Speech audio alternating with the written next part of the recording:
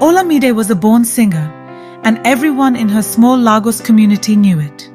She could often be found at church, her voice soaring above the congregation during Sunday services, bringing a deep sense of peace to anyone who heard her. From the time she could talk, Olamide had sung with her mother, Mama Funke, who led the church choir. Her father, Pastor Ayodele, was the local pastor and the pillar of her family's faith. Their home was filled with prayer, and music was central to their worship. Her parents instilled in her that her gift wasn't merely talent, but a blessing from God. Olamide's voice was meant to inspire, heal, and serve. She understood this well and threw herself into choir practices, relishing the chance to lead songs that spoke to her heart and deepened her connection to God. Church was her haven, and her music was her way of giving back, her gift to the world.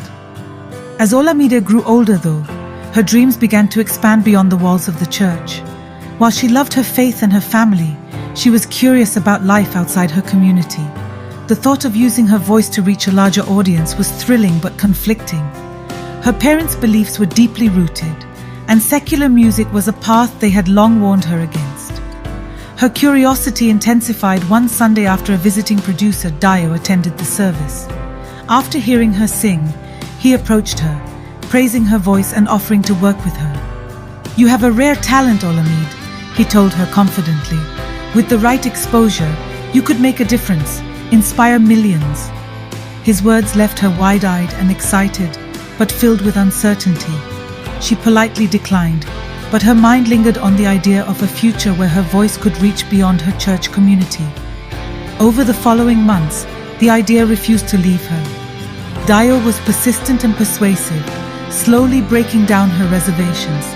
Each time he came to the service, he would compliment her gift and suggest how much more she could achieve if she took a step out of the church. Despite her hesitations, she started seeing herself in his vision, imagining her name in lights and her voice resounding across a much larger stage. It wasn't long before Olamide began to secretly meet with Dio. Their conversations felt thrilling and empowering. He made her believe in possibilities she'd never dared to consider. Dio arranged a private recording session for her, and the experience of hearing herself in a studio was exhilarating. She felt alive, like a whole new world had opened up to her, but guilt shadowed her excitement. Her parents began to notice changes in her. She was distracted during family prayers, spending less time at home, and often disappearing on Sundays after service. Her father, perceptive as ever, sensed the shift. One evening he approached her, gently yet firmly. "Olamide, I feel you are moving in a different direction. Remember, this gift is not for the world's applause, but to glorify God."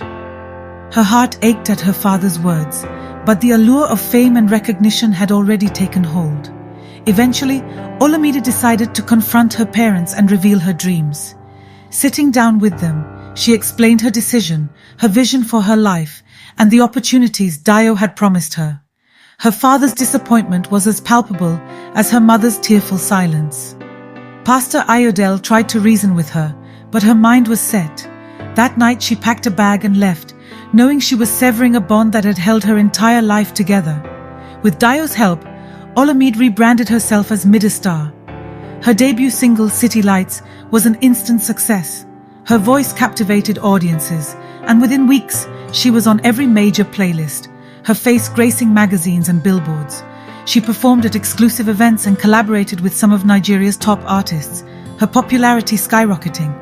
Yet amid all the accolades and applause, a nagging emptiness began to set in. Her new life was fast-paced, filled with parties, events, and constant rehearsals. Calls with her parents grew brief and strained, and she began avoiding their texts, unable to face the reminders of the life she'd left behind. Fame wasn't everything she'd hoped for. The hollow feeling lingered. Each night after the concerts, when the applause faded and she was left alone in her room, Olamide wondered if she had made the right choice. It was around this time that she met Tunda, a famous musician who epitomized the lifestyle she now found herself part of. Tunda was daring, edgy, and everything she'd never been. He was instantly drawn to her, and their relationship quickly blossomed into a whirlwind romance that kept the tabloids buzzing. Together they were Nigeria's power couple, celebrated and watched by millions. But Tunde's lifestyle was fast and reckless, filled with alcohol, late-night parties, and eventually substance abuse. Caught up in the whirlwind, Olamide began adopting the same habits. Her once pristine image started to tarnish, and fans began questioning the purity and authenticity that had initially drawn them to her music. The media followed her every misstep, and the scrutiny weighed heavily on her, feeding her insecurities and anxiety. When her relationship with Tunde ended in a very public breakup, she found herself more isolated than ever. She turned to drinking and partying as coping mechanisms, the fame that once thrilled her now feeling like a prison. Her reputation was damaged, her music took a back seat, and her family felt like a distant memory. One night, in the depths of her despair, Olamide stumbled upon an outreach event in the city. She was drawn to a gospel singer's soulful voice, a voice that stirred something deep within her. She followed the music to the singer, a woman named Sister Ngozi, who radiated warmth and compassion. When Olamide approached her, Sister Ngozi recognized her instantly, but showed no judgment, only kindness. As they spoke, Sister Ngozi gently reminded her that God's love was never ending and that redemption was always within reach.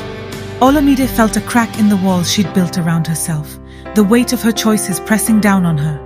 She broke down, pouring out the pain, guilt, and longing she'd held inside. Her heart was heavy, but a glimmer of hope pierced the darkness. Sister Ngozi invited her to a revival service the following evening, urging her to remember that no one was beyond God's love and mercy. Olamide returned to her empty apartment that night, the silence overwhelming her. She knew she had to face her choices and find a way back to herself, to the faith she had once held so dear. The morning sun broke gently through Olamide's window, casting a pale light on her barely touched apartment. She hadn't slept much, her mind haunted by Sister Ngozi's words the previous night. God's love hadn't left her, Sister Ngozi had said. Even in her darkest hour, she could still come home. For the first time in what felt like forever, the spark of hope had flickered in her chest. But hope was a fragile thing. The moment she'd returned home, doubts had settled in like an old habit. She replayed all the choices she'd made, from leaving her family to embracing a life that felt so far removed from who she once was. Fame had stolen the voice that once felt so pure, replacing it with hollow performances and a reputation stained by scandal. She felt as if she'd betrayed the very gift she'd been given. As she lay on the couch, half awake, she pulled out her phone and scrolled through old messages. Her finger hovered over her mother's number, the same number she hadn't dialed in months. How could she explain the emptiness she felt, the shame? She could still hear her father's voice in her memory. This gift is not for the world's applause. Tears pricked at her eyes as she set the phone down, unable to make the call. That evening, she decided to attend the revival Sister Ngozi had invited her to, hoping it might ease the ache she'd carried since leaving the church. The old church building was modest compared to the venues she'd grown accustomed to, yet stepping inside, she felt a warmth she hadn't known in years. People were already praying fervently, voices raised, eyes closed, as if they had nothing but their faith to hold on to. As she listened, a young woman began singing, a gospel song filled with the raw, earnest devotion Olamide had once felt. She remembered those Sunday mornings back in her father's church, her own voice rising in worship, not for applause, but as a humble offering. Her eyes stung with tears, and she lowered her head, feeling a familiar warmth surround her heart. For the first time, she allowed herself to cry, releasing years of pent-up sorrow and regret, each tear carrying the weight of choices she wished she could undo. After the service, Sister Ngozi found her again, extending a gentle hand. "It's never too late, Olamide. God is waiting with open arms. Don't let regret rob you of the future He has planned for you." Olamide listened, feeling a flicker of something she hadn't dared acknowledge in years. Forgiveness. Sister Ngozi's words lingered in her mind long after she left the church that night, echoing in the silence of her apartment. She realized that returning to faith would be a journey, not a single moment of revelation. If she was to come back to God, she would need to take it one step at a time. The next morning, she gathered the courage to call her mother. Her heart pounded as the phone rang, each second stretching longer than the last. She braced herself, expecting coldness, judgment, or worse, indifference. But when Mama Funka answered, her voice was soft and warm, like a comforting blanket. "Olamide, my dear," her mother whispered, as if she couldn't believe her daughter was actually on the other end of the line. "Mama?" Olamide's voice broke, and she clutched the phone, fighting back a fresh wave of tears. "Mama, I'm so sorry for everything." There was a pause on the other end, but it wasn't filled with anger or disappointment, only compassion. "You're my daughter, Olamide. Nothing can ever change that. Whatever you've been through, know that God's love and my love for you have never left." The simple words cracked open a part of Olamide she'd buried under layers of guilt. She sobbed, letting go of the bitterness that had festered within her for so long. They spoke for hours, her mother sharing words of encouragement, reminding her of God's mercy and gently urging her to return to church.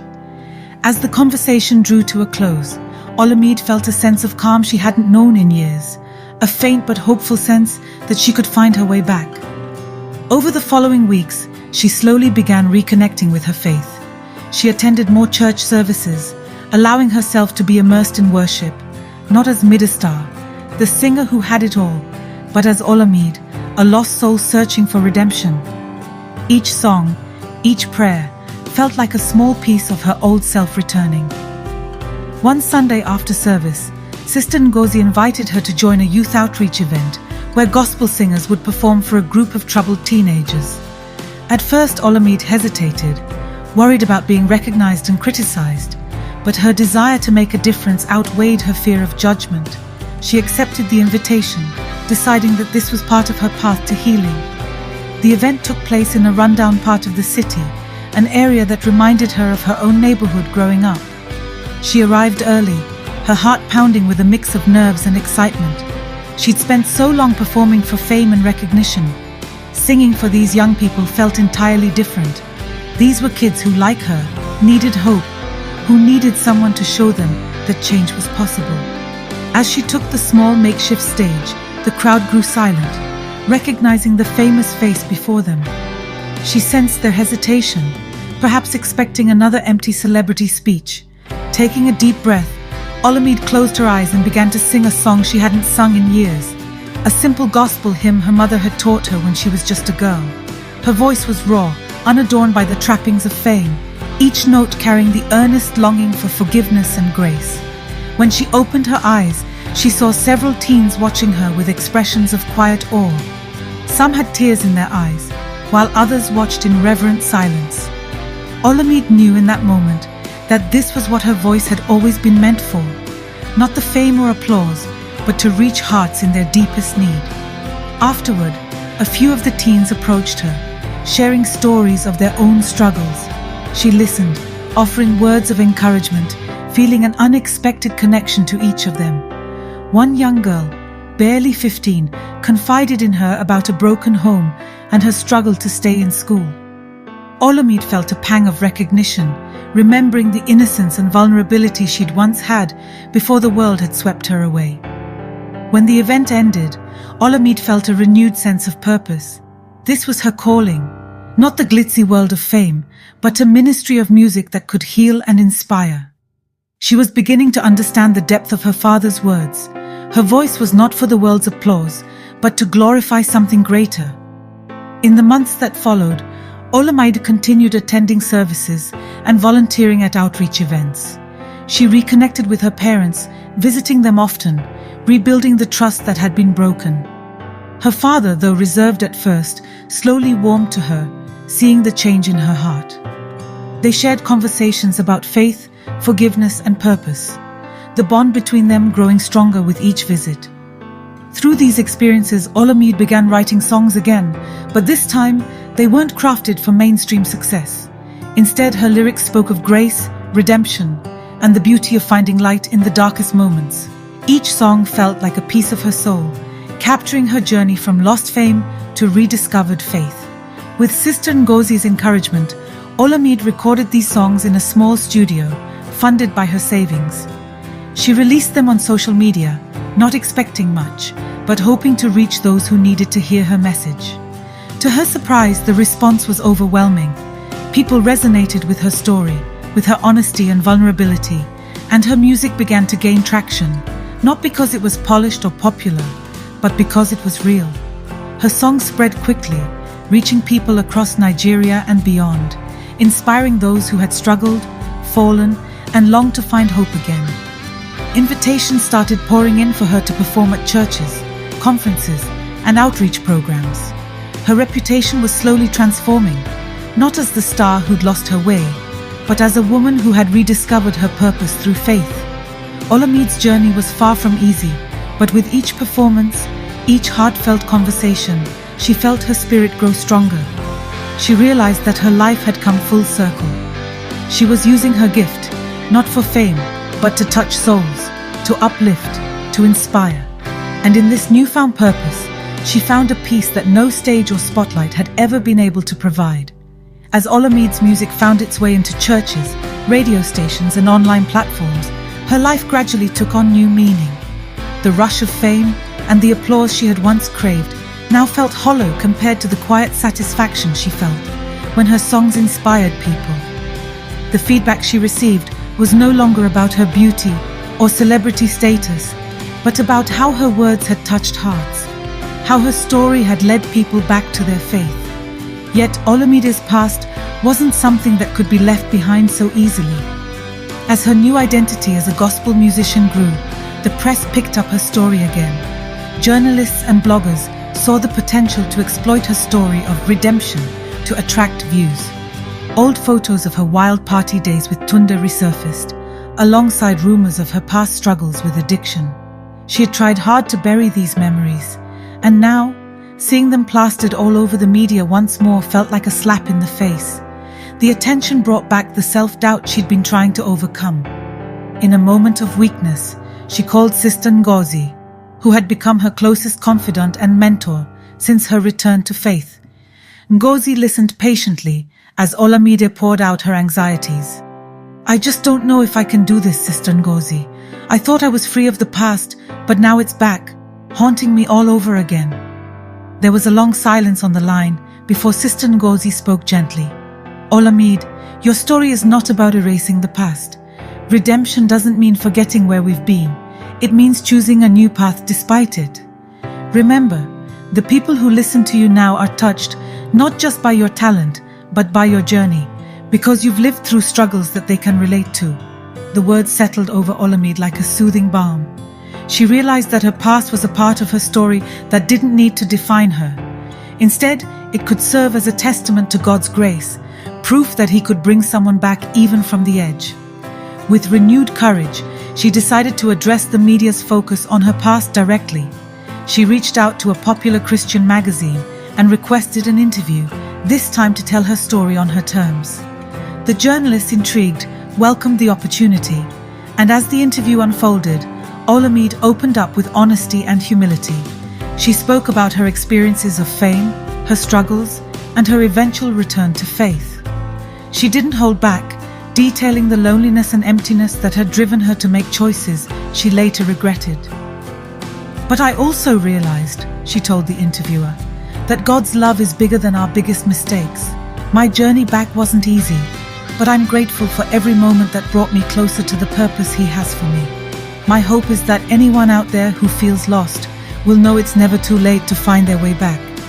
The interview was published under the headline, "From Fame to Faith, Olamide's Journey of Redemption."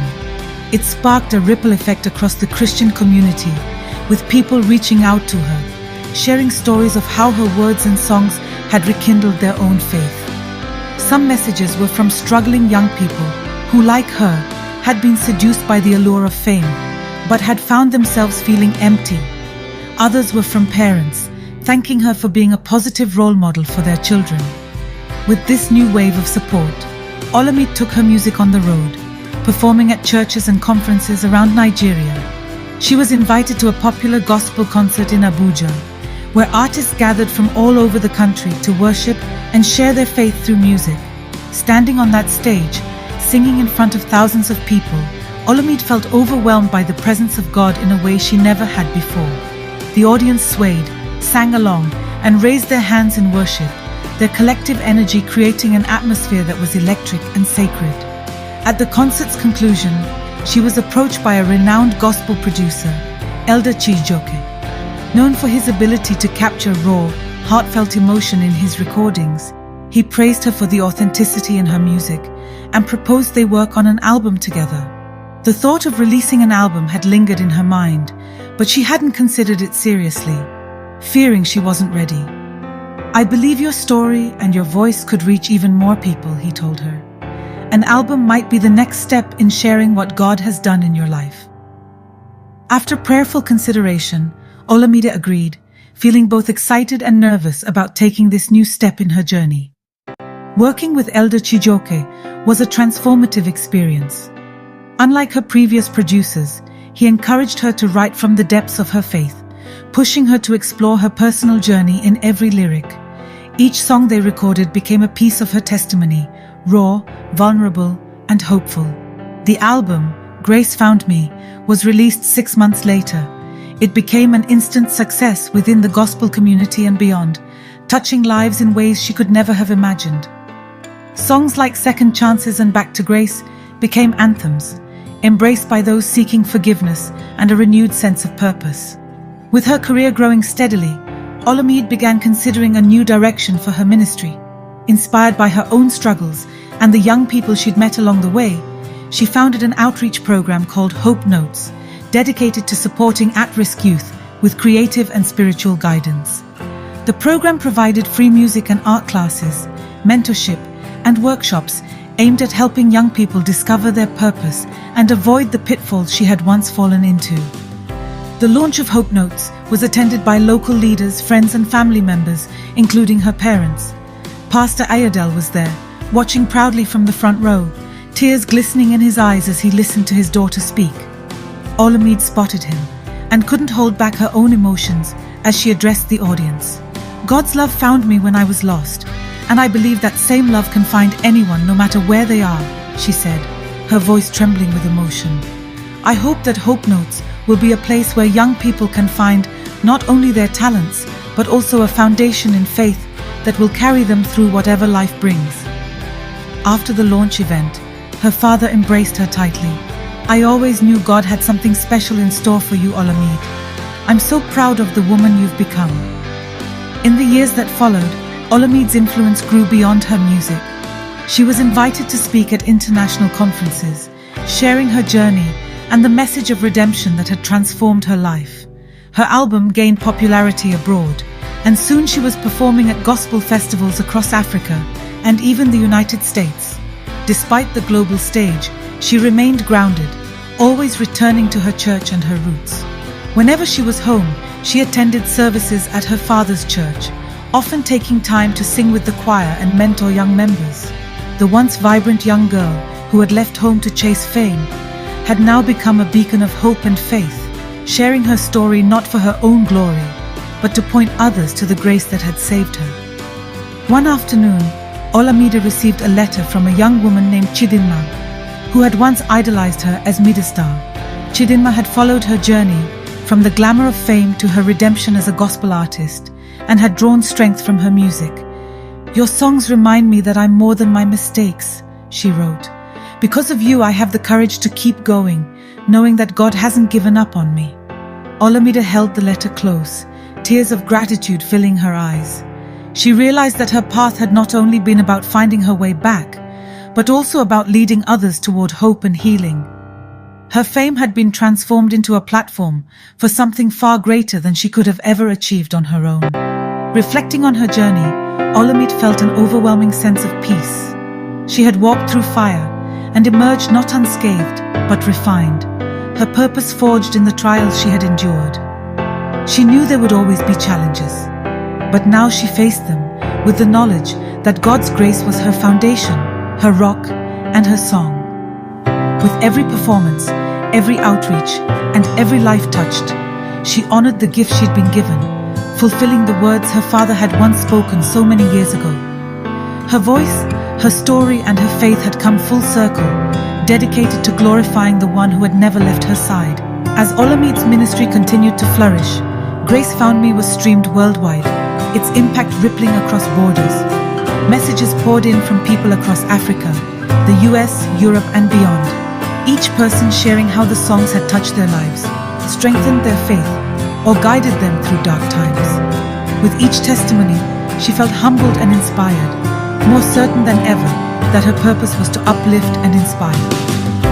The success of Hope Notes had grown beyond her dreams. The program provided music and art lessons, personal mentorship, and faith-based guidance for young people at risk of falling into crime or addiction. Olamide had dedicated herself to ensuring that Hope Notes would be a safe haven, a place of healing and growth. With the support of donations and local partnerships, the outreach now had 2 locations, one in Lagos and another in Abuja, where dedicated volunteers worked to spread hope and encouragement. However, the expanding ministry came with challenges. Managing both her music career and Hope Notes required a constant juggling act, often stretching her thin between the demands of live performances, outreach events, and administrative responsibilities. There were nights when exhaustion threatened to pull her back into the despair she'd fought so hard to overcome. The whispers of inadequacy, the temptation to quit, it all crept in, especially when things went wrong. But in these moments, she remembered her father's words. God never promises the road will be easy, but He promises He will be with you on the journey. She clung to her faith, praying for strength, and always found herself renewed after each hardship. One afternoon, Olamide visited a Hope Notes session where a new group of teens had joined the program. As she spoke with the group, she noticed a young boy sitting in the back, head down, seeming detached from the others. After the session, she approached him, introducing herself and asking about him, and as her voice rose in praise, lifting others along with it, she knew her journey had only just begun. His story. The boy Jai was 15 and had been struggling since his parents' separation. He felt abandoned and lost, lured into a gang as a way of seeking belonging. He opened up reluctantly, admitting that he didn't feel he had anything to hope for. His trust in people long eroded. Olamide listened with a heavy heart, understanding all too well the pain of feeling lost and misunderstood. She told him about her own struggles, how fame had nearly broken her, how she'd made choices that led her astray. She shared that it was through faith and the love of others that she'd found her way back. Over the next few months, she mentored Jai personally, helping him find a new passion in music, particularly drums. Through music, Jai slowly emerged from his shell, developing a new confidence. Seeing his transformation inspired Olamide even more, and she realized that helping one young life could have a ripple effect. Each changed life could inspire another. As Hope Notes expanded, so did her responsibilities as a gospel artist. With her debut album's success, Olamide was now considered a leader in gospel music, her influence growing with every performance and appearance. Invitations flooded in from churches, conferences, and even schools, all wanting her to share her music and story. One day, she was invited to headline a major Christian music festival in the US. It was a prestigious opportunity, and the thought of representing her ministry on a global stage filled her with excitement. But it also brought anxiety, as the festival marked her first major event outside Nigeria since her transformation. When she arrived in New York, she was met with a crowd of fans who recognized her immediately. It was surreal, and she was overwhelmed by how many had followed her journey. Many of them held signs with quotes from her songs, and some even wore shirts bearing the words "Grace found me." The reality of how far her story had reached hit her then, filling her heart with gratitude. At the festival, Olamide poured her heart into her performance, feeling the Holy Spirit moving through each song. When she sang Second Chances, the audience grew silent, and she could feel the collective weight of their struggles, as if each person was seeking the same grace she had found. After the set, she joined a group of fellow musicians for a prayer circle. One of them, a well-known American gospel singer named Sarah, approached her afterward. Sarah had her own story of redemption and resonated deeply with Olamide's message. They spoke for hours, sharing experiences, and by the end of the night, Sarah invited Olamide to collaborate on a new song about healing and unity. The collaboration became the song Bound by Grace, which became an anthem of reconciliation and healing in gospel circles worldwide. The impact of the song and the doors it opened for further collaborations confirmed for Olamide that she was right where God wanted her to be. Back in Nigeria, Hope Notes received a new wave of attention due to the success of Bound by Grace. Donations surged, allowing them to open a third location in Ibadan. The expanded outreach enabled them to accommodate more young people, and they added new programs, including mental health support and scholarships for those wanting to pursue careers in music or ministry. But with each new step, Olamide felt an increasing responsibility. She knew that this journey required more than just talent and faith. It demanded a commitment to serve, to be a vessel through which others could find hope. One night, after an exhausting day of performances and meetings, Olamide sat down with her father for a quiet conversation. They talked about her achievements, her struggles, and her hopes for the future. "I don't know if I have what it takes to keep going, Daddy," she admitted. "It feels like every step forward brings new challenges." Her father smiled gently, his eyes filled with wisdom and pride. "Olamide, you were chosen for this path. God doesn't call the qualified, He qualifies the called. When you feel overwhelmed, remember who gave you this purpose. He will provide the strength you need." Those words became her guiding light, reminding her that her strength did not come from herself, but from her faith. And with each challenge, she felt that strength renewed, as if her spirit was being refined with every test. Years later, Olamide's legacy was more than she could have ever imagined. Her music had not only become a staple in gospel circles, but had also crossed into mainstream media, inspiring people of all backgrounds. Her outreach program had grown across Nigeria and even had budding branches in neighboring countries, bringing hope to countless young people. Her journey had come full circle, and as she looked back, she saw how each hardship, each misstep, had prepared her for the role she now held. Fame had once been her idol, but now faith and service were her guiding principles. She saw her life as a living testimony to God's grace, a testament to the power of second chances. On the 10th anniversary of Hope Notes, Olamide stood in front of a crowd gathered to celebrate the milestone. Young people from every program location had come, each sharing stories of how the ministry had changed their lives. Jaid, now a young man and a successful musician, took the stage to perform, crediting Olamide and Hope Notes for helping him find his way. Watching him, Olamide felt an overwhelming sense of gratitude. When it was her turn to speak, she stood in front of the crowd, taking a deep breath as she looked out at the young faces full of hope. She shared her story once more, her voice steady, her heart open. "This journey was never about fame or recognition," she said. "It was about faith, about allowing God to use every part of me, both the good and the broken, to serve others. My hope is that each of you will carry this message forward, that you'll know you are loved, that no matter where you come from or what you've done, God's grace is big enough for you." The crowd applauded, many wiping tears from their eyes, and Olamide felt an unshakable peace. She knew that her journey was far from over. Each day brought new people to reach, new challenges to face. But with every step, she carried the faith that had brought her through, knowing that she was held by a love greater than anything this world could offer.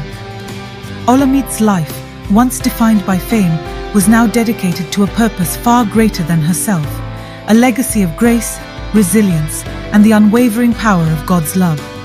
Years into her ministry, Olamide's journey had taken on a life of its own. Her music continued to reach people across the globe, and Hope Notes had blossomed into a large network of outreach centers, each one a beacon of light for young people in need. But with the growth of her ministry and influence, new challenges emerged, challenges that would test Olamide's resolve and her commitment to her purpose. As her fame spread, she received an invitation to perform at a global Christian conference in London. It was an opportunity to reach an even wider audience, and Olamide accepted with excitement. This conference would bring together prominent leaders, gospel artists, and activists from around the world, all united by a shared mission to inspire and uplift others through faith. The event would also raise funds to support charities that provided educational resources to underprivileged communities, a cause close to Olamide's heart. Preparing for her performance in London required intense focus. She wanted this event to be impactful, a moment that would leave a lasting impression on the thousands who would be watching in person and online.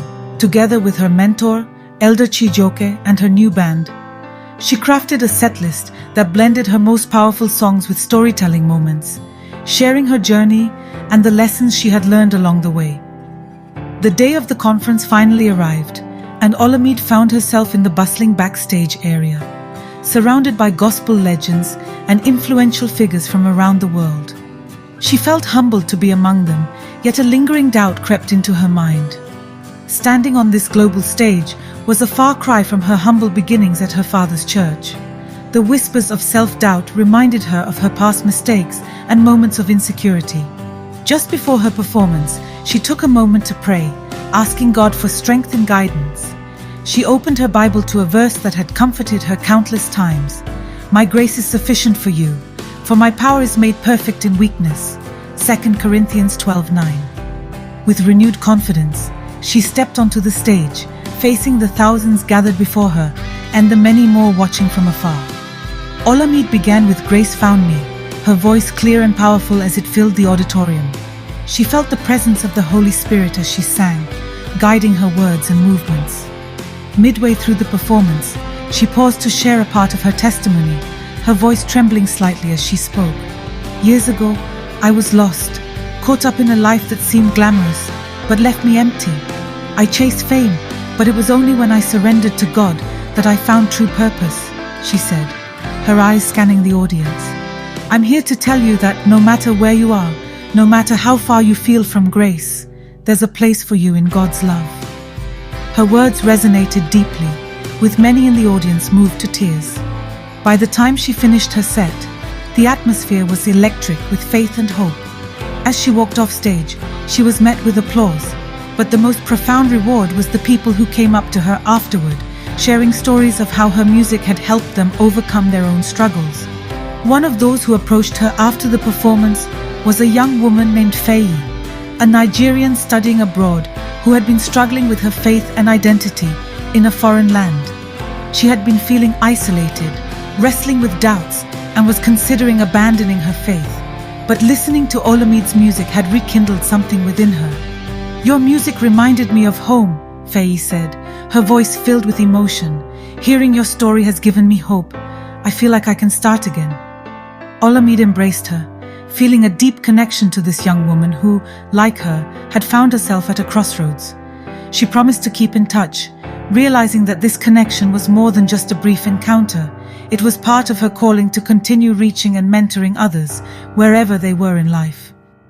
Following the success of the London conference, Olamide began receiving invitations from organizations worldwide. She saw a vision for Hope Notes that extended beyond Nigerian borders. She began working on expanding the outreach to support young people in more countries, especially in places where they faced social and spiritual isolation. The new phase would focus on mentorship programs, connecting young people with leaders who could offer guidance and support. However, as her influence and visibility increased, so did the scrutiny.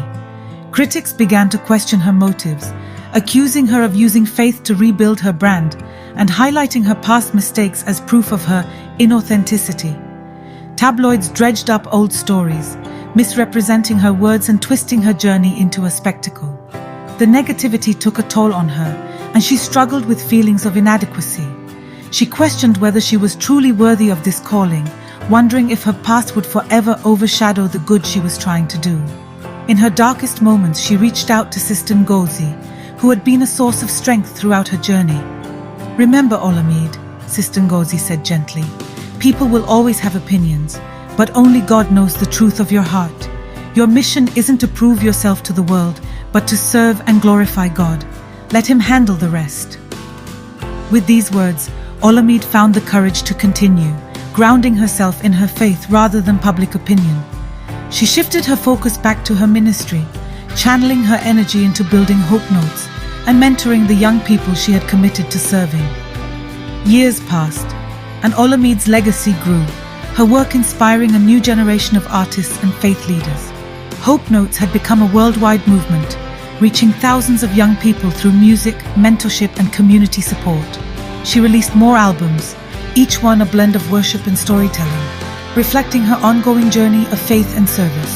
At one of the annual gatherings for Hope Notes, now a grand event attended by supporters, volunteers, and young people from all over the world. Olamide took the stage to deliver a keynote speech. She looked out at the faces before her, each one representing a story of hope, a life that had been touched by the work she had dedicated herself to. Taking a deep breath, she began, "When I first started Hope Notes, I had no idea where it would lead. I was simply trying to follow God's call, step by step. But I stand here today to tell you that when you walk with faith, the impossible becomes possible. Each of you here has a purpose, a light within you that can shine in the darkest places." Her words were met with applause and cheers, but she knew that the impact went beyond that moment. Hope Notes was no longer just her ministry. It was a movement that belonged to everyone who had become a part of it. Reflecting on her journey, Olamide realized how much she had grown from the girl who once sought fame for herself to the woman who now used her platform to serve others. Her life had become a testament to the power of redemption, and she knew that her mission was far from over. She felt a renewed sense of purpose, understanding that her work was not about reaching the pinnacle of success, but about continuing to reach others, one life at a time. And with each step, she held on to the grace that had found her, knowing that she was exactly where she was meant to be. As Hope Notes grew into an international network, it transformed into a beacon of hope for thousands worldwide. From Nigeria to South Africa, from London to New York, centers had been established in major cities, each one bringing life-changing support to young people in need. Each branch of Hope Notes embodied the same mission that Olamide had envisioned: to reach, uplift and empower young people through the love of Christ, the healing of music, and the guidance of mentors who understood their struggles. Olamide's dedication had not wavered, but the responsibilities weighed on her. She was now overseeing dozens of branches, collaborating with local leaders, and managing a growing network of volunteers. At times, the demands were overwhelming. As she sat in her Lagos office one night, reviewing reports from each branch, she felt the familiar pang of exhaustion. But she was reminded of how far she had come, and how each young person helped was a testament to God's grace. One evening, she visited one of Hope Notes' first locations in Lagos to celebrate the program's anniversary. The hall was filled with people, current students, alumni, volunteers and families, each with stories of transformation and gratitude. As she moved through the room, she saw faces that reminded her of her own journey. Young people who were once lost, but had found their way through faith, music and mentorship.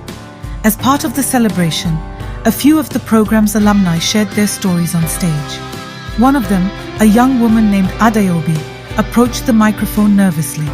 Adeobi had joined Hope Notes 2 years prior, struggling with addiction and estrangement from her family.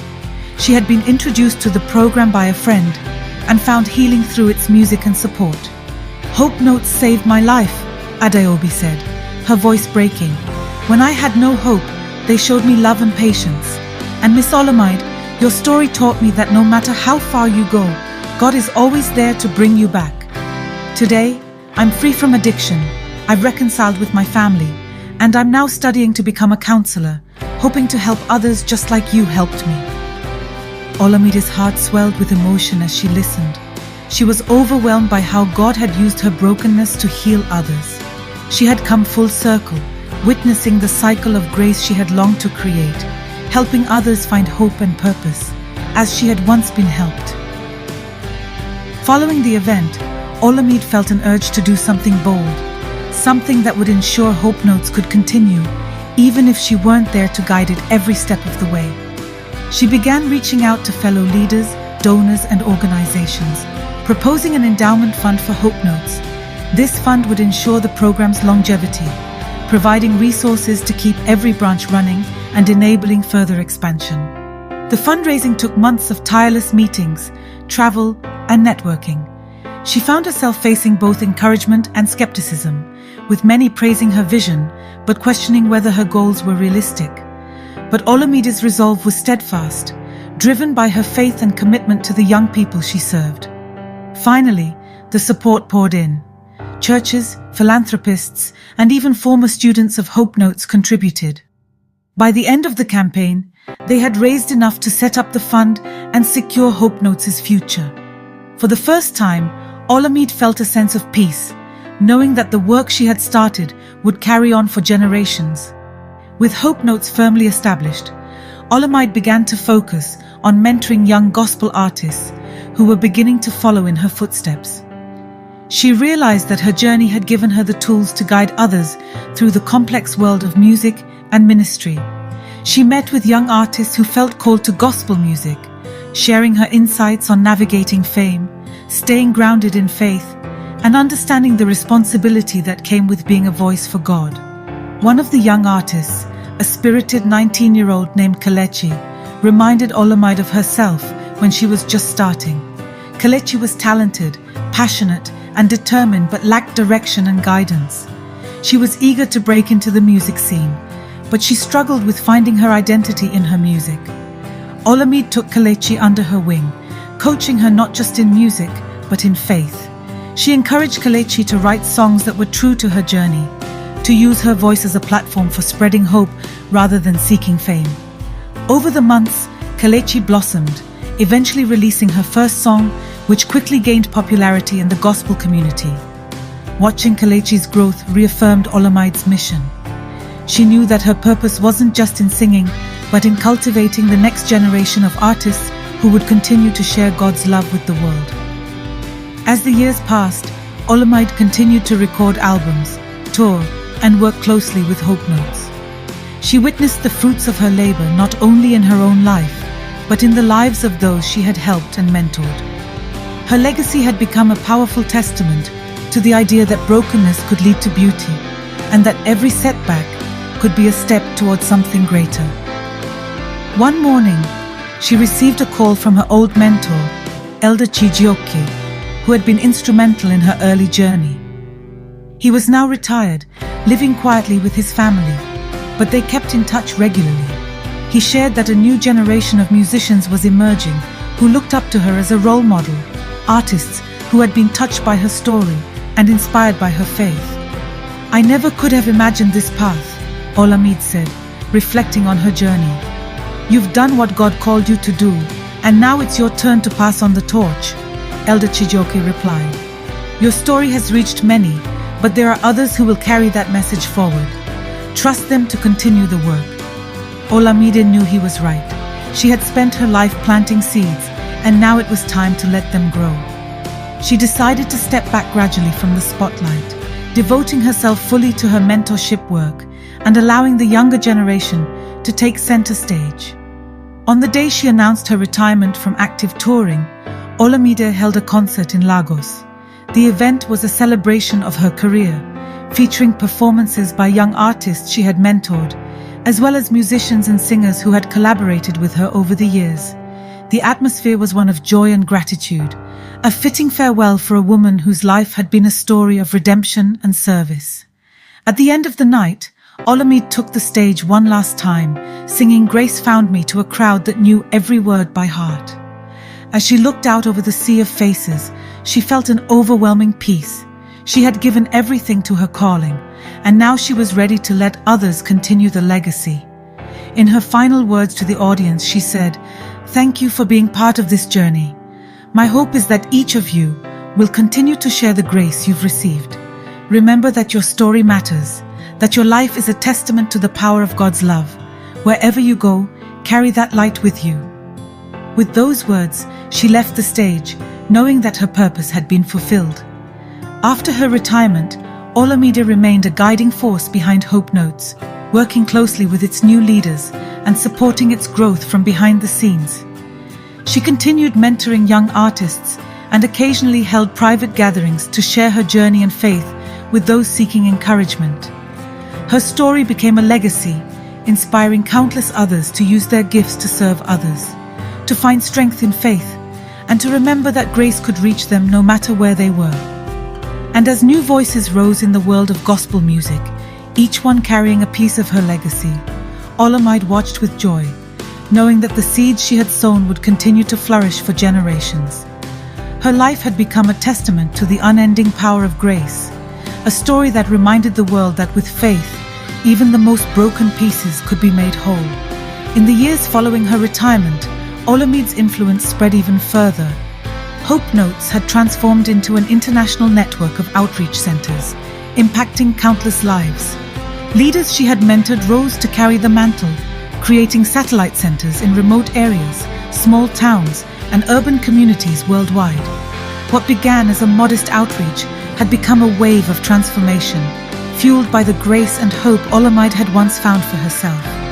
Olamide settled into a quieter life, spending her time with family, advising the Hope Notes leadership, and supporting new artists who reached out to her for guidance. The world outside her door still admired her legacy, but Olamide had finally found the balance between giving and resting in God's peace. One day, as she sat in her Lagos home overlooking the cityscape, she received an unexpected visitor, a young man named Femi, who had traveled from a remote village in northern Nigeria. He explained that he had heard about her work through a Hope Notes center that had recently opened in his area. "Miss Olamide, I don't know where to start," Femi began, his voice filled with awe and a touch of nervousness. "When Hope Notes came to my village, I had lost my way. I was ready to give up, feeling like there was no future for me." Femi shared that he had grown up in a village affected by conflict and poverty. His early years had been filled with hardship, and by his teens, he felt disillusioned and angry. He had begun associating with dangerous groups, seeking purpose but finding only emptiness. His life had been a downward spiral, until he met a counselor at Hope Notes who had introduced him to a new path. "Your story gave me hope," Femi said. "When I heard that you also felt lost once, but found purpose, it made me believe I could too." Olamide listened intently, moved by his sincerity. She saw in him the same spark she had seen in herself years ago, the hunger for something greater, the desire to break free from a painful past. She encouraged him to continue working with Hope Notes and even invited him to attend a series of workshops she was organizing for young people from challenging backgrounds.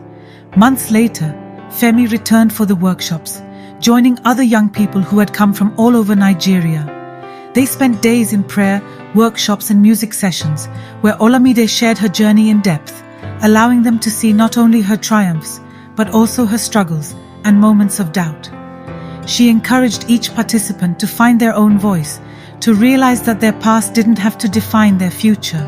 On the last day of the workshop, Olamide organized a gathering where everyone shared their stories. Many spoke of hardship and mistakes, but every testimony ended in hope, a testament to the power of faith and resilience. Femi stood up, visibly moved, and shared his experience of transformation with gratitude and courage. "This place, Hope Notes, it's given me a chance to see beyond the walls I built around myself. I now understand that I can use my story to inspire others," Femi said, his voice strong with conviction. "I may not know what the future holds, but I know that God is with me." Olamide watched him, proud of his growth and the courage it took to change direction. She knew that his journey, like her own, was only just beginning. Femi and others like him would carry forward the spirit of Hope Notes, spreading hope and grace to those who had yet to find their way. The ripple effect continued. Stories of transformation spread, with Hope Notes' impact reaching communities once deemed unreachable. The organization began partnering with local governments, churches, and even schools, incorporating music therapy, mentorship, and faith-based guidance programs for troubled youth. Olamide's vision of a world touched by grace was unfolding, even beyond what she had ever imagined. As she observed this movement, Olamide began to feel a sense of closure. She had given her life to this work, and it had flourished beyond her wildest dreams. She knew the time had come to fully release Hope Notes into the hands of the next generation. She appointed a board of directors, made up of her closest mentees and fellow leaders she trusted deeply, to carry the torch forward. In her final address to the organization, Olamide shared her heartfelt thanks. "I started this journey as a broken girl looking for purpose, and today I see God's hand in every step we've taken together.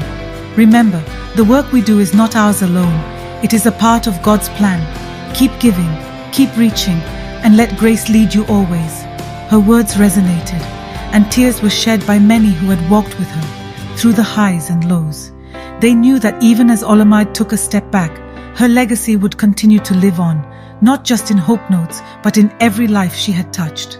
In her quiet retirement, Olamide continued to receive letters from young people who had been inspired by her story.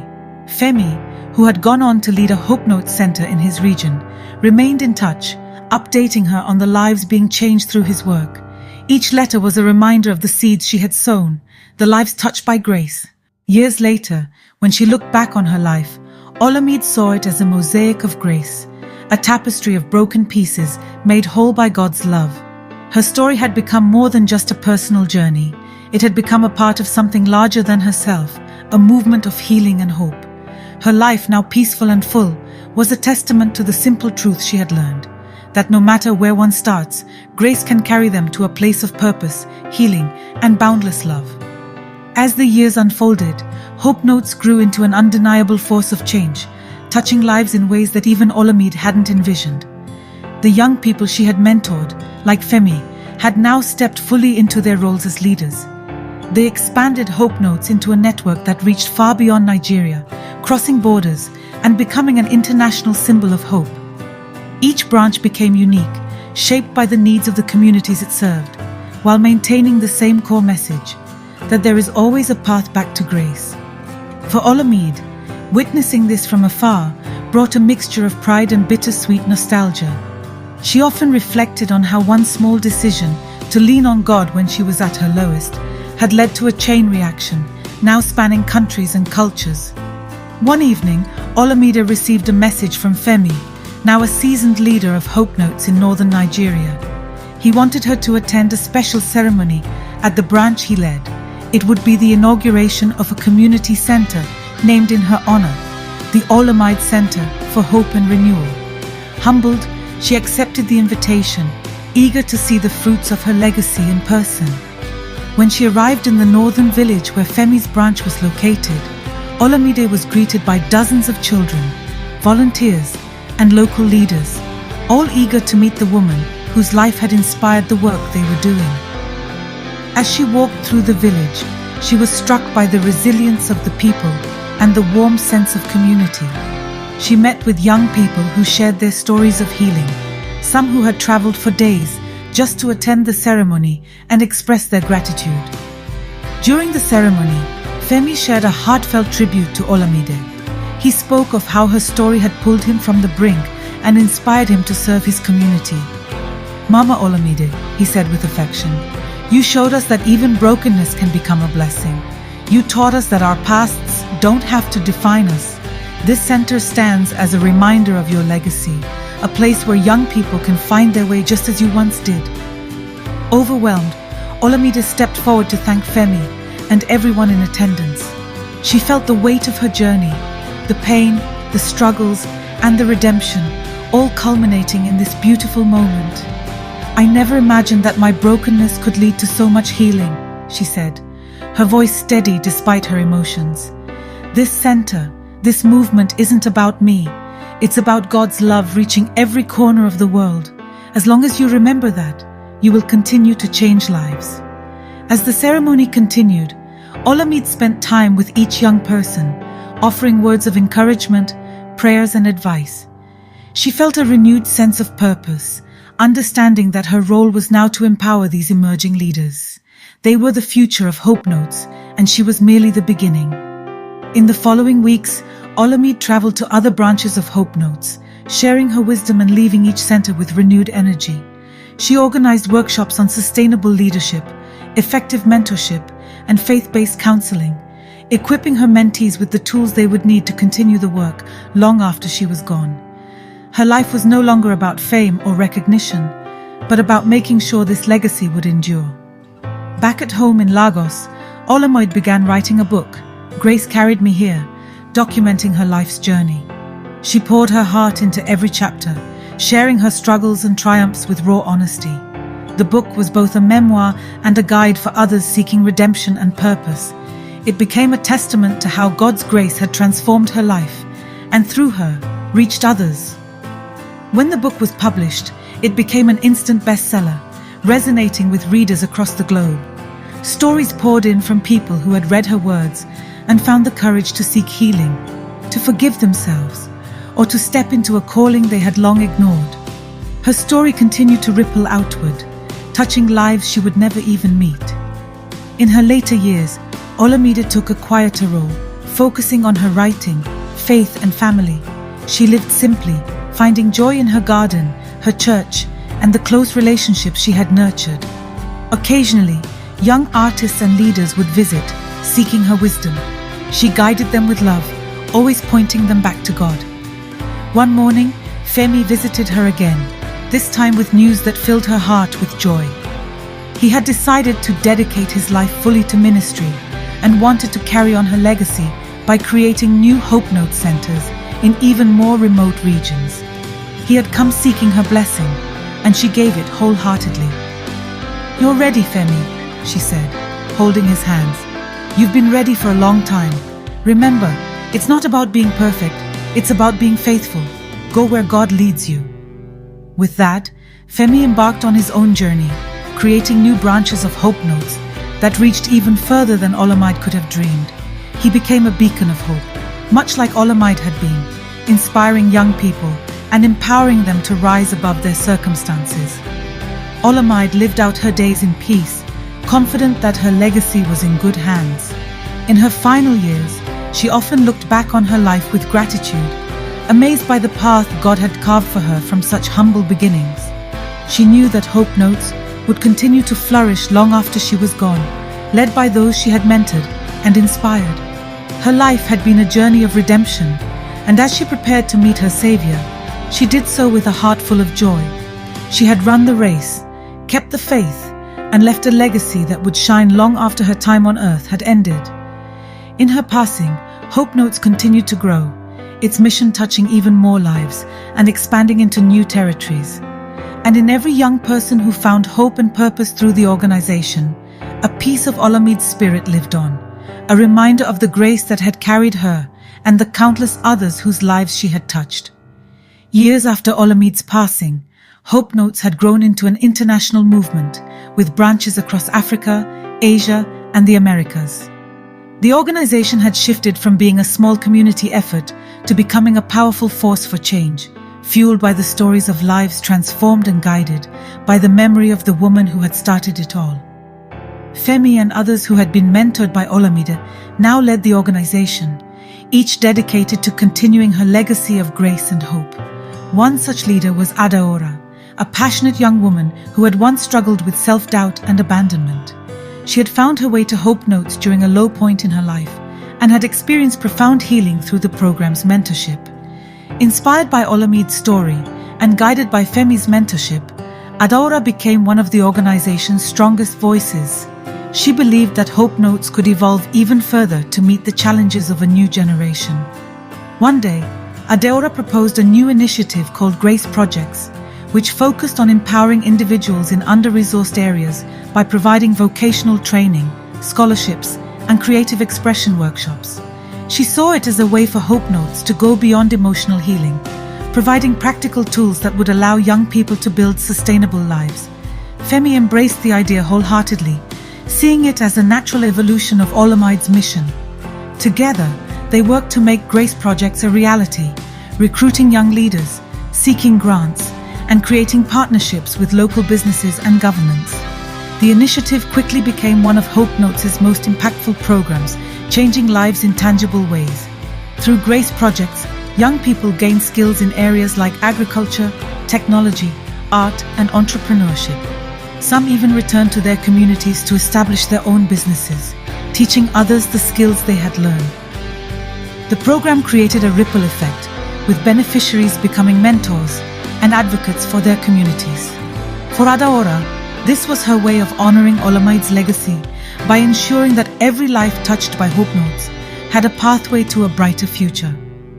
As the organization continued to grow, stories of transformation continued to pour in, now documented on a global stage.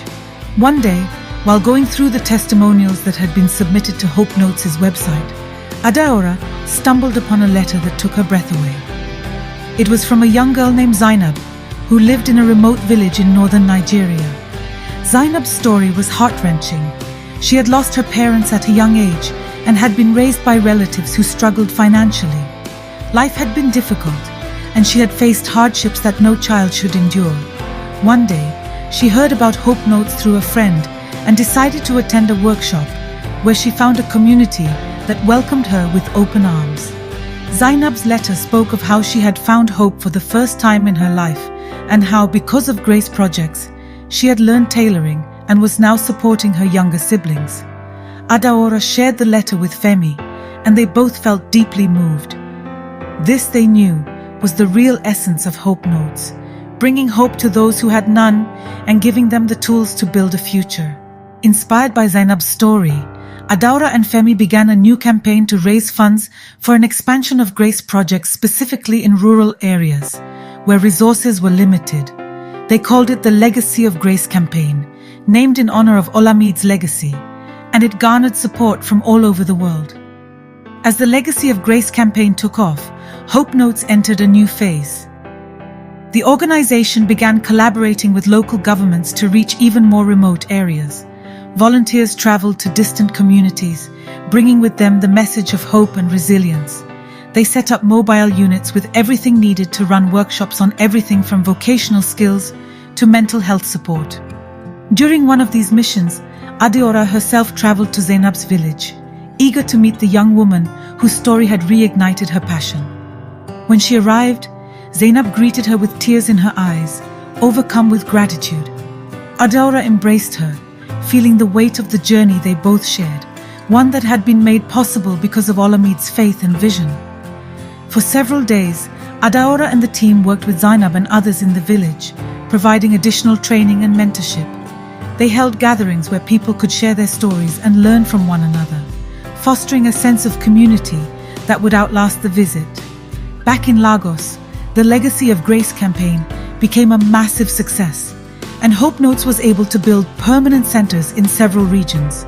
These centers, equipped with training rooms, counseling services, and creative spaces, became safe havens for young people to grow, heal, and learn. Each center bore a plaque with a quote from Olamide's book, Grace Carried Me Here, a reminder of the woman whose story had inspired it all. One evening, as Femi and Adaora looked out over the bustling city from the rooftop of Hope Notes headquarters, they reflected on how far the organization had come. Olamide's dream lives on in every single life we touch, Adaora said softly. Her grace truly carries us. Femi nodded, a smile breaking across his face. Yes, and because of her, so many people now have a future they never thought possible. The years passed, and Hope Notes continued to evolve with the changing times.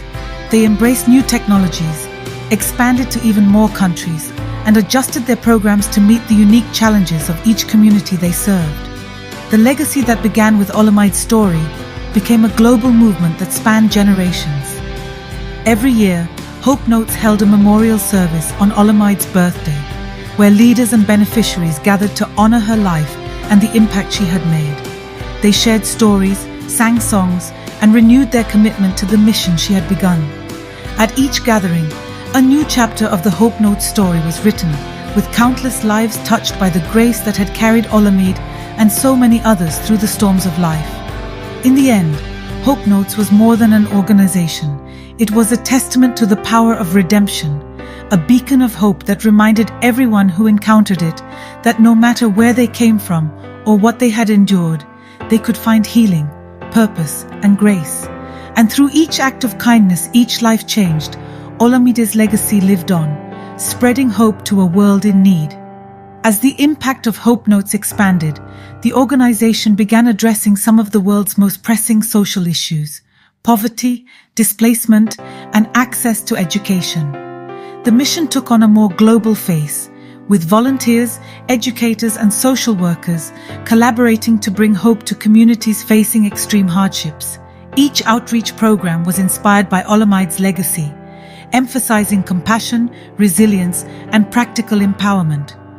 One of the new leaders emerging in this movement was Chike, a young Nigerian social worker who had risen from his own struggles to become a respected advocate for displaced families. Like many others, Chike had been deeply inspired by Olamide's story and her vision. Under his leadership, Hope Notes launched a special outreach program focused on refugee camps in neighboring countries. Many of these camps were filled with young people who had experienced trauma, loss, and insecurity.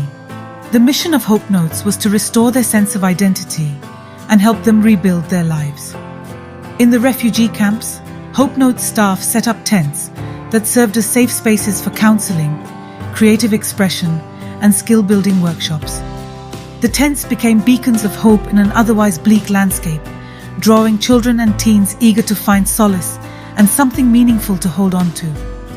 Chaik led these efforts with a determination rooted in his own past. He knew firsthand how powerful it was to have someone believe in you when you were at your lowest. One day, as he worked in one of the largest camps, Chaik met a young girl named Amara.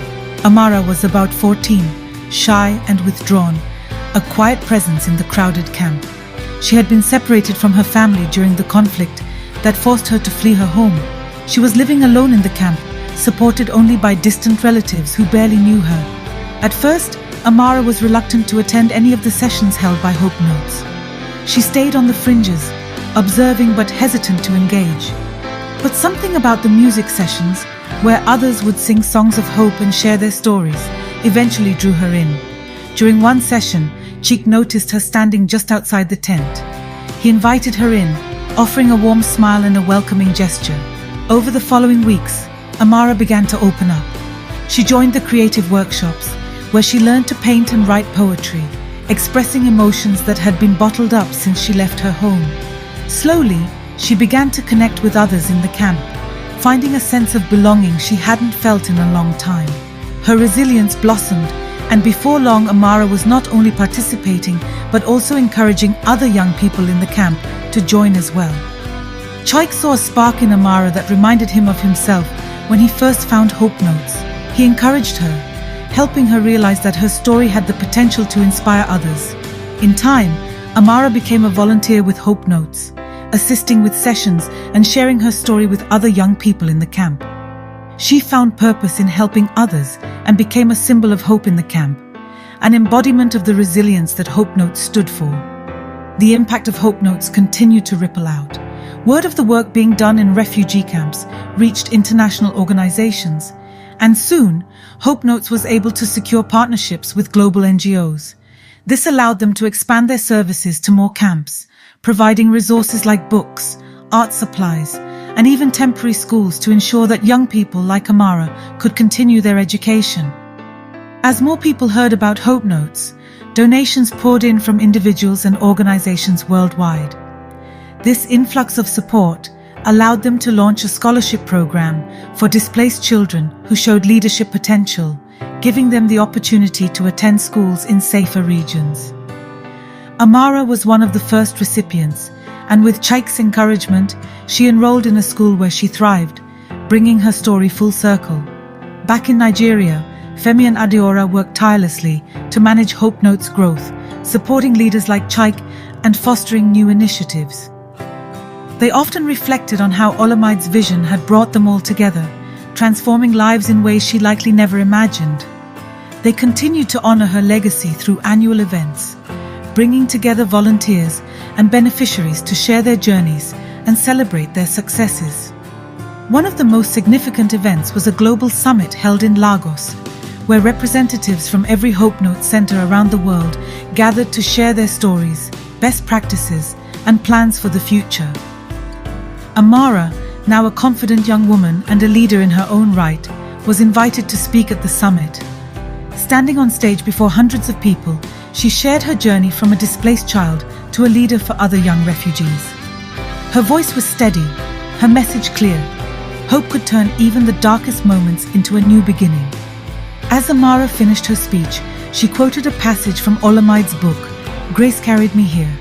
Her words were met with a standing ovation, a tribute to the power of Olamide's vision that had transcended borders and changed lives worldwide. At the end of the summit, Femi, Adaora, Chaik, and Amara gathered for a quiet moment of reflection. They stood together, feeling the weight of the legacy they carried and the responsibility to continue the work that Olamide had begun. Each of them had faced hardships, but each had also found healing, purpose, and grace through Hope Notes. We've come so far, Femi said, looking at his friends with gratitude, but there's still so much more to do. Olamide's dream was never just about Nigeria. It was about reaching every corner of the world, bringing grace to those who need it most. Adeora nodded, her eyes bright with determination. Then let's keep going. Let's carry this grace even further into places we haven't yet reached. With a renewed sense of purpose, the group made a pact to continue expanding Hope Notes into more regions, creating a world where every child, regardless of their circumstances, could find hope, healing, and a future filled with possibilities. And so, the work of Hope Notes continued, bound by the legacy of one woman's journey and the grace that had carried them all to this point. As they left the summit, each leader was reminded of the power of a single story, how one person's healing could lead to the healing of countless others. They knew that, together, they would continue to build a world where no one was beyond the reach of grace, and Olamide's spirit, woven into the very fabric of Hope Notes, would guide them every step of the way. Years had passed since Olamide's passing, but the spirit of Hope Notes thrived more than ever. It had become a global movement, a sanctuary for countless individuals who sought healing, purpose, and a connection to something greater than themselves. The organization's reach had expanded far beyond Nigeria, establishing itself in multiple countries, each community touched by the grace that Olamide had so passionately envisioned. At the helm of this mission was a diverse team of leaders, each bringing their unique experiences and perspectives to the table. Femi, Adaora, Chike, and Amara had all risen through the ranks, their lives intertwined in a tapestry of hope, resilience, and friendship. They often met to strategize and reflect on the impact they had made, reminding each other of the mission that Olamide had ignited. One day, as they gathered in the headquarters of Hope Notes in Lagos, a discussion arose about the future of the organization. The world was changing rapidly, with new challenges emerging, and they needed to adapt. Chike, who had been actively involved in outreach to displaced communities, proposed the idea of establishing a Hope Notes digital platform, a virtual space where people could access resources, share stories, and connect with mentors, regardless of their location. Imagine the possibilities, Chike said passionately. We can reach those who are unable to attend our physical programs, especially in rural and remote areas. We can provide online workshops, counseling sessions, and even virtual concerts to lift spirits and spread hope. Adaora's eyes lit up at the idea. And we could create a community where people can support each other, share their stories, and inspire one another. It's about creating a sense of belonging, even if people are miles apart. Femi nodded in agreement. Let's start planning. We need to develop a platform that embodies Olamide's vision, one that is user-friendly and accessible to everyone. Amara chimed in. We can invite artists and speakers to share their stories of hope, just like Olamide did. It can be a place for people to find solace and inspiration in difficult times. With renewed enthusiasm, the team set to work, enlisting the help of tech experts and creative minds. They envisioned a vibrant online community where stories of hope and healing could flourish, breaking down geographical barriers and allowing Hope Notes to reach the farthest corners of the globe. They named the platform Hope Connect, reflecting its mission to link individuals through shared experiences and support. As the launch date approached, excitement filled the air. The team organized a grand online event, inviting people from all walks of life to join in celebrating the birth of Hope Connect. They featured performances from renowned artists who had once been impacted by Hope Notes, alongside fresh talents who had emerged from its programs. On the day of the launch, the virtual room was packed with participants, each eager to experience the community that Hope Connect promised. The event opened with a heartfelt video tribute to Olamide, showcasing her journey, her music, and her dedication to uplifting others. As the screen faded, Femi stepped forward, his voice steady and filled with emotion. Welcome to Hope Connect. Today, we honor a legacy that continues to inspire and transform lives. Olamide's vision was never confined to one place. It was meant to reach across boundaries, touching hearts wherever there was need. Through this platform, we aim to continue her mission, creating a space where every voice matters and every story counts. Following Femi's speech, artists took to the virtual stage, filling the air with uplifting music that resonated deeply with the audience. As the performances unfolded, participants were encouraged to share their own stories in real time, flooding the chat with messages of hope and gratitude. Amara was moved as she read through the comments. Stories poured in from young people in Nigeria, the United States, and even faraway countries like India and Brazil. Each message echoed Olamide's impact, with many expressing how Hope Notes had been a guiding light in their darkest hours. After the performances, the team held a panel discussion featuring leaders and beneficiaries who had found their voices through Hope Notes. They shared their journeys, emphasizing the importance of community, support, and the unwavering belief in oneself. The panel resonated with the audience, demonstrating how Hope Notes had transformed not only individuals but entire communities. As the event drew to a close, Femi, Adaora, Cheek, and Amara took a moment to reflect on the journey that had brought them to this point. They knew the path ahead would not always be easy, but the commitment to Olamide's vision would continue to guide them. Over the following months, Hope Connect flourished. The platform became a hub for inspiration, learning, and support, drawing participants from diverse backgrounds. They hosted workshops on mental health, entrepreneurship, music, and creative writing, empowering individuals to discover their passions and navigate life's challenges. Stories of transformation flooded in. People found mentors who helped them pursue their dreams, while others discovered healing through the shared experiences of their peers. Amara led initiatives focused on creative arts, encouraging young people to express themselves through painting, music, and writing. She often reflected on her own journey and felt fulfilled knowing she could provide the same support she had once received. Chaik continued his advocacy for displaced communities, utilizing the resources of Hope Connect to reach more individuals. He shared stories of resilience and strength from the refugee camps, connecting participants to those who had once felt lost but were now finding their way through the power of community and grace. As the years passed, Hope Notes and Hope Connect grew hand in hand, each complementing the other. The stories continued to inspire, and new leaders emerged, carrying the torch forward. Olamide's legacy was not just preserved, it was living, breathing, and evolving, echoing through the hearts of all those who had been touched by her journey. In one of their regular strategy meetings, Femi proposed a new idea that had been on his mind for some time. "I think it's time we honor Olamide with an annual global music festival.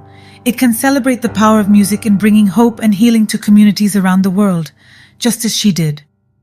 The team instantly began brainstorming ideas, envisioning a festival that would showcase talent from Hope Notes beneficiaries alongside renowned artists, uniting voices in a shared celebration of life and resilience.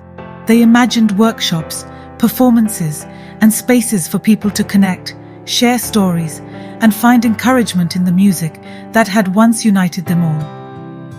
The first Olamide Music Festival was planned for the following year, and anticipation filled the air as the team worked tirelessly to bring the vision to life. It would be held in Lagos, but they aimed to connect with audiences worldwide through live streaming. This would be more than just a festival. It would be a movement that celebrated hope through music.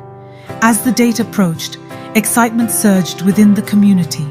The event became a rallying point for individuals who had been impacted by Hope Notes and for new voices eager to join the movement.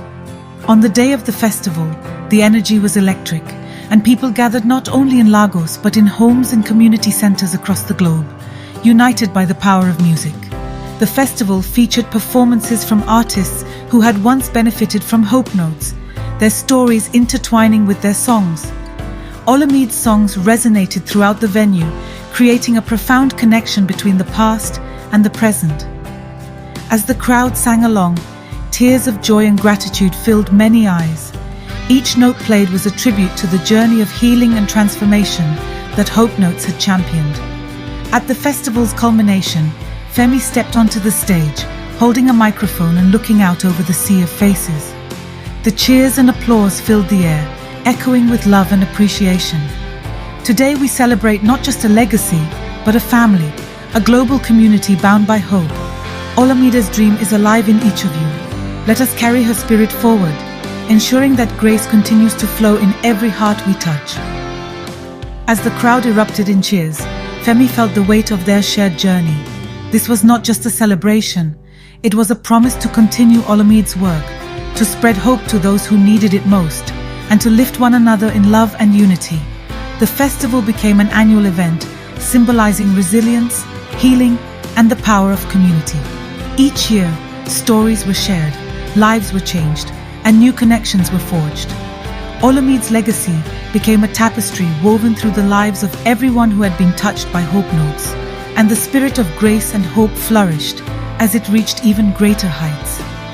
As the sun set on the first festival, illuminating the faces of those gathered, they all felt a profound connection to Olamide, a connection that transcended time and space. They had come together, united by a mission that began with a single voice, resonating with love, hope, and the promise of a better tomorrow. Through the power of hope, notes, and the stories that unfolded within its embrace, Olamide's dream would continue to inspire generations to come, and with each note sung, each life transformed, and each story shared, her legacy would thrive, a beacon of grace guiding the world towards healing and hope. The story of Olamide and Hope Notes teaches us that the journey of life is often fraught with challenges, but through faith, community, and resilience, we can find our way back to our true purpose. It emphasizes the transformative power of love, music, and shared experiences in healing and restoring hope. No matter the trials we face, we can rise above them and make a meaningful impact in the lives of others, creating a legacy of grace that inspires future generations. Thank you for joining us on this heartfelt journey of Olamide and her unwavering commitment to spreading hope and healing through Hope Notes. As we reflect on the challenges and triumphs faced throughout the story, let us remember the power of community and the importance of lifting each other up in times of need. If you found inspiration in Olamide's story, please consider subscribing, sharing, and liking this video. Your support helps us continue to share messages of hope, resilience, and love, touching lives around the world. Together, we can create a brighter future, honoring the legacy of those who have come before us and paving the way for those who will follow. Thank you for being a part of this incredible journey.